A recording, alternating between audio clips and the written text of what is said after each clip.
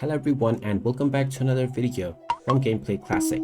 In this video, I'm going to show you how to unblock a user that you have blocked on your Fortnite account. So let's get started right away. First of all, open up the Fortnite game on your device.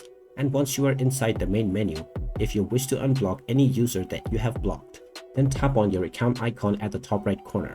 Now, from the Socials tab, you will be able to see various friends that you have within your Epic Games account. Within the friends section, you will also see the blocked section where you will see all of the friends or users that you have blocked. Just tap on the profile that you wish to unblock from the blocked section, and now you will see the unblock button. Go ahead and tap on this, and now this user will be unblocked from your Epic Games account right away, which means you will now be able to add them once again from the Add Friends menu in order to start playing together. And there you have it. That is how easy it is to unblock any user on the Fortnite game. If you find this video helpful, make sure you hit that like button and subscribe to our channel if you haven't done so already.